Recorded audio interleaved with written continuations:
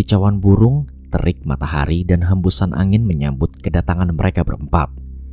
Di awal perjalanan ini, Rahmat berada di paling depan, disambung oleh Fajar, Yudi, dan Aryo berada di belakang.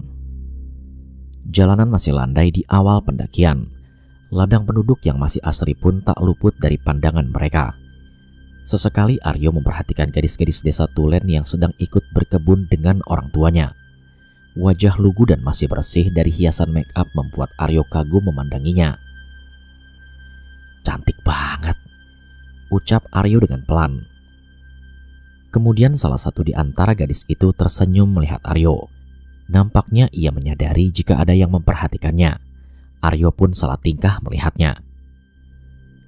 "Hati-hati mas," ucap gadis itu. Iya mbak," jawab Aryo sambil tersenyum lebar di wajahnya. Keramahan warga lereng gunung memang tidak ada duanya. Singkat cerita, 2 jam perjalanan mereka tempuh dengan lancar. Sampai akhirnya sayup-sayup Aryo mendengar suara alunan gamelan yang entah dari mana asalnya. Saat itu ia menganggap jika suara gamelan itu berasal dari perkampungan warga di bawah. Namun lambat laun suara itu semakin jelas seiring langkahnya yang kian naik. Sambil tetap berjalan, Aryo mulai memperhatikan dan menelisik di setiap sisi hutan yang bisa ia lihat. Aryo melihat ketiga temannya di depan. Sepertinya mereka tidak mendengarnya. "Di bawah lagi ada acara ya?" tanya Rahmat. Sontak Aryo terkejut dengan pertanyaannya. Ternyata Rahmat juga mendengarnya. "Acara apaan?" tanya Yudi. "Nikahan mungkin, dengar aja tuh suaranya." "Suara apa sih Mat?" tanya Fajar. "Suara gamelan, emangnya kalian gak dengar?" Langkah Fajar dan Yudi tiba-tiba terhenti. "Serius lu Mat?" tanya Yudi dengan penasaran. Fajar pun tampak kebingungan. "Lu dengar kan?" tanya Rahmat pada Aryo. "Iya gue dengar, lagi ada acara kali di bawah. Udahlah jalan terus aja, nanti kita break ngemil di pos depan," ujar Aryo menenangkan teman-temannya. Di awal perjalanan yang saling berbicara tiba-tiba menjadi hening. Terlihat raut wajah Yudi dan Fajar yang bingung karena ucapan Rahmat. Jalanan terjal dan berliku menyambut langkah mereka, hingga sampailah di tanah sedikit lapang yang cukup untuk mereka beristirahat. Suara gamelan itu masih saja terdengar di telinga Aryo.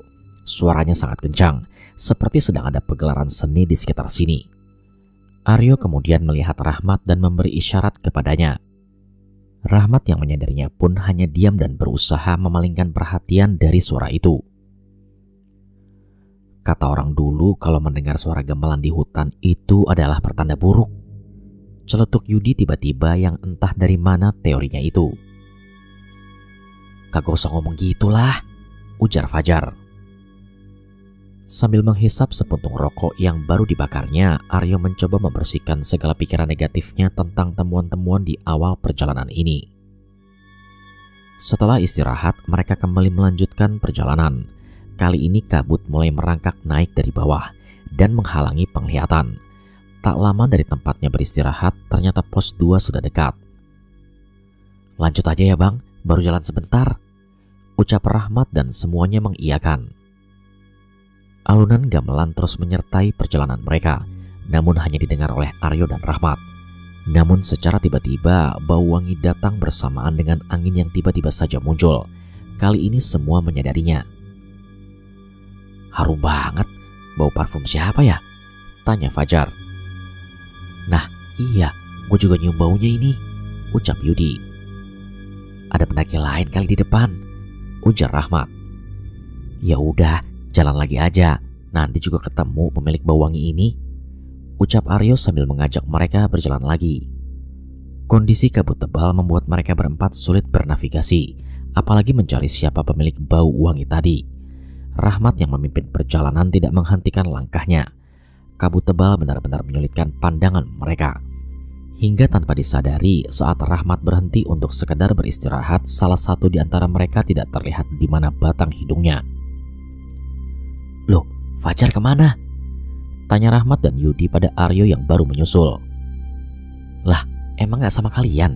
Kan tadi di depan," jawab Aryo. "Lah, Enggak sama kita, ucap Rahmat. Kalau gitu kita coba tunggu dulu, siapa tahu lagi kencing, ujar Yudi. 15 menit berlalu dan Fajar masih belum jelas di mana keberadaannya. Tubuh Rahmat, Yudi, dan Aryo semakin dingin karena terlalu lama berdiam diri di antara kabut yang pekat ini. Di mana dah tuh anak? Rahmat mulai gugup. Jar, teriak mereka bertiga memanggil Fajar. Berkali-kali memanggilnya tapi nampaknya usaha mereka sia-sia. Fajar masih belum terlihat batang hidungnya. Aryo mulai curiga dan mengait-ngaitkan semua ini. Ia curiga jika kehilangan Fajar ada hubungannya dengan hal-hal yang di luar nalar. Ngerasa gak sih kalau dari tadi kita seperti ada yang memperhatikan? Ucap Rahmat. Maksud lu apa sih? Tanya Yudi. Aryo hanya diam menyimak. Pokoknya banyak lah, susah buat dijelasin. Yudi mulai paham apa yang dimaksudnya. Kemudian mereka bertiga terus mencari Fajar. Kali ini dengan menyisir semak-semak yang berada tak jauh dari trek pendakian. Hingga tiba-tiba, Jar, Fajar, teriak Aryo. Aryo menemukan Fajar sedang duduk bersender di pohon yang jaraknya agak jauh dari trek pendakian. Mat, Rahmat, Fajar nih. Mereka bertiga menghampirinya. Fajar sadar dan nampaknya tak ada hal yang kurang di badannya. Tapi ada yang janggal dari raut wajahnya. Wajahnya sangat pucat, keringatnya mengalir dari dahinya. Jar, lu kenapa Jar? Namun Fajar hanya diam melamun. Matanya melotot tajam ke arah yang tertutup oleh kabut. Rahmat beberapa kali menampar pipi Fajar sambil memanggil namanya, berharap ia lekas sadar. Tapi usahanya sia-sia. Fajar masih mematung yang entah apa sebabnya. Aryo kemudian membongkar tasnya. Ia mengeluarkan kompor dan nesting, lalu merebus air hangat, sementara Yudi dan Rahmat membalurkan minyak angin kepada Fajar. Ada rasa takut dalam diri Aryo saat ia berusaha meminumkan air hangat ke mulut Fajar. Ia yakin jika Fajar begini karena ulah mereka yang tak bisa dilihat. Kemudian Rahmat terlihat mulai membaca rapalan-rapalan yang Aryo juga tak tahu apa yang dibaca. Hal yang sama terlihat pada Yudi. Ia berdoa dan meminta pertolongan kepadanya. Hingga kurang lebih 1 jam Fajar menunjukkan perubahan. Mat, di mana ini Mat? Begitu pertanyaan yang muncul dari mulut Fajar. Jar, selamat Jar, di Gunung Selamat, jawab Rahmat. Jar, lu kenapa Jar? Aduh, gua lupa, tadi ada orang yang minta tolong, ucap Fajar terbata-bata. Siapa Jar? Sahut Yudi. Perempuan, muda, tadi dia di sini, tapi pas gua kesini, gua lupa, tutur Fajar. Tanpa mereka sadari, kabut mulai terseka. Cahaya matahari pun mulai menunjukkan eksistensinya. Rahmat, Aryo, dan Yudi masih menunggu Fajar pulih seperti semula. Mereka tidak memaksakan untuk lekas berjalan lagi. Gue udah gak apa-apa kok, ucap Fajar sambil menepuk kedua pipinya. Seriusan lu, gak usah dipaksa kalau emang lu gak kuat, ujar Aryo. Udah, tenang aja, aman, ayolah. Kita kan udah jauh-jauh nyampe di sini. Mereka berempat berunding kecil karena insiden ini. Jika dilihat, Fajar memang begitu berangsur membaik dan kesadarannya pun kembali. Namun di sisi lain, mereka juga khawatir jika hal ini terjadi lagi. Cukup lama mereka berempat menimbang semuanya, hingga berakhir sepakat melanjutkan perjalanan. Saat sudah memastikan jika semuanya siap dan aman, mereka berempat bersiap melanjutkan perjalanan lagi. Formasi kini sedikit berubah. Yudi dan Rahmat tukar posisi. Yudi di depan dan Rahmat berada di nomor 3. Biar gue bisa ngawasin ini anak, ucap Rahmat sambil menunjuk Fajar. Namun Fajar menyeringai mendengarnya. Jarum jam pada jam tangan Aryo menunjukkan pukul 3 sore saat ia dan teman-temannya melanjutkan perjalanan. Mereka kembali menyusuri hutan di bawah terik matahari dan kabut yang sesekali menyingkap. Sebenarnya masih terbersit dalam pikiran Aryo apa dan siapa yang dilihat Fajar tadi, tapi ia tidak membiarkan pikirannya itu mengusiknya. Target mereka berempat adalah pos 3, karena hampir mustahil jika mereka bisa melewati pos 4 Samarantu sebelum gelap datang, terlebih dengan keadaan Fajar yang begini. Kenapa Aryo, Yudi, Rahmat, dan Fajar menghindari pos 4 saat gelap? Itu karena saat mereka tengah sarapan pagi di warung dekat base camp, mereka dihampiri oleh seorang warga dan mengajak mereka berbincang. Beliau bernama Pak Gagah. Rumah beliau tak jauh dari sini. Katanya ia baru kembali dari ladangnya dan ingin beristirahat dan sambil ngopi di sini. Di situ Pak Gagah memberikan sebuah petuah. Sebuah petuah jika jangan mendirikan tenda di pos 4 Samarantu. Bahkan jika gelap datang dan belum melewati pos 4, mereka dianjurkan untuk berhenti bermalam dan jangan melanjutkan perjalanan. Beliau juga menuturkan jika nama Samarantu berasal dari dua suku kata, samar dan hantu, yang artinya hantu yang tidak terlihat. Warga setempat memiliki kepercayaan jika pos Samarantu adalah gerbang kerajaan gaib di Gunung Selamat. Konon gerbang tersebut adalah kedua pohon yang menjulang tinggi berhadapan hingga membentuk seperti dua gapura atau pintu.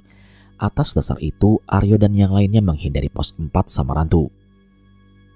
Tak ada yang aneh sejauh ini. Fajar terlihat aman, walau sesekali Rahmat menegurnya saat tengah melamun di perjalanan. Belum genap 90 menit perjalanan mereka pun sampai di pos 3. "Masih terang gini, kita mau ke camp di sini?" tanya Fajar. "Ah, sok-sokan lu, Jar," sahut Aryo. "Gimana kalau kita lanjut lagi? Kalau jam 17.30 belum sampai di pos 4, kita break bangun tenda.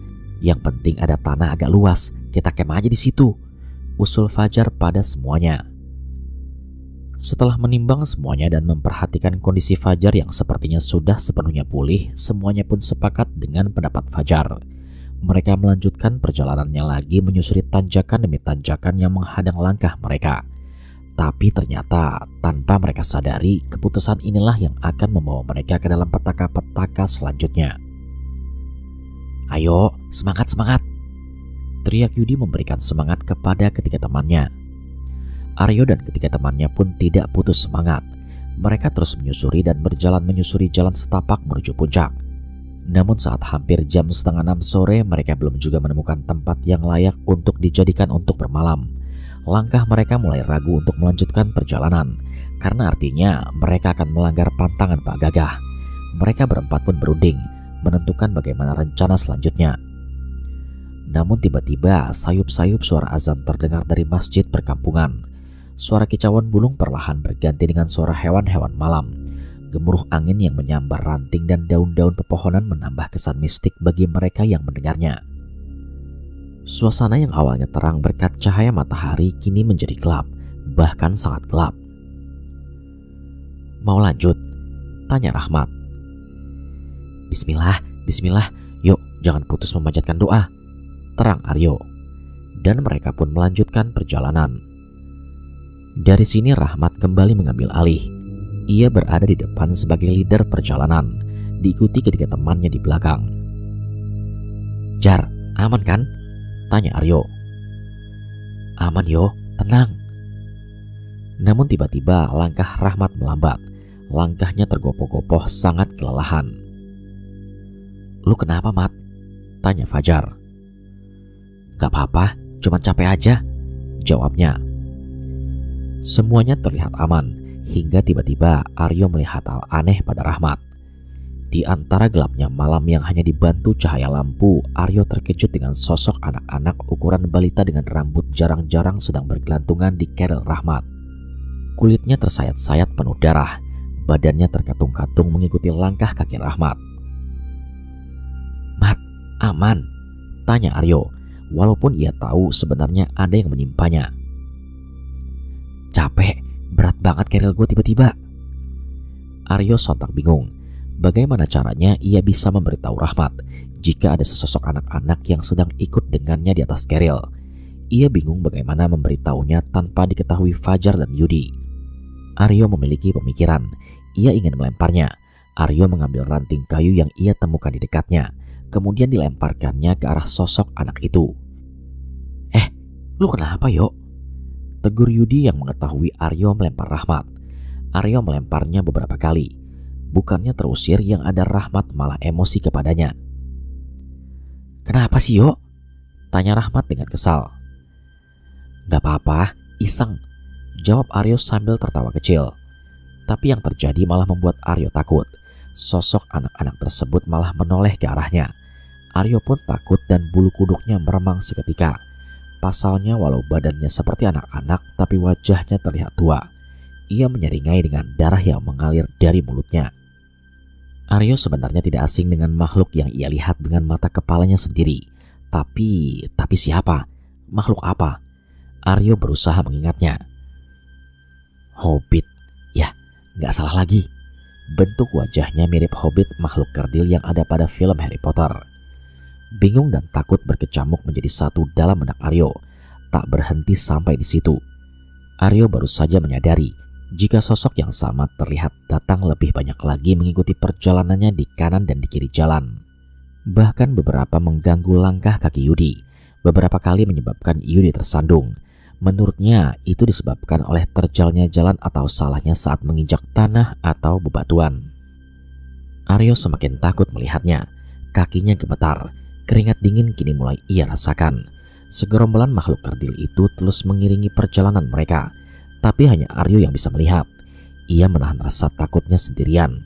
Ingin sekali rasanya ia berteriak. Tapi lagi-lagi keberanian menahannya. Ia hanya mampu berdoa dan bermunajat kepadanya agar apa yang mengelilinginya bisa segera sirna. Bismillah, aku berani. Gak ada yang lebih tinggi dari Allah. Bismillah, aku bisa. Ucap Aryo dalam hati. Bagaimana bisa?